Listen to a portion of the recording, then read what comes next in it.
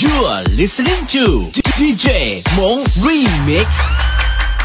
Lúc xuân ngồi đến nơi mi tốt, nhớ trời tu lu mình ngọt lòng, tình yêu sâu tan tớ nọt lòng, họ chỉ ao cứ chỉ cu niệm, vì cu liệt phim lòng để lục, nên nó mù đầu lô ở lấy, mù nhẹ tay em mù đầu trên, chìm lòng nghe để lô bao khuya, lô bom dung, lô bom gió cái tiếng gió trên, cả tiền chơi cũng đốn một tiệc, ta ít gì thì chỉ đâu chọn, mong người bỏ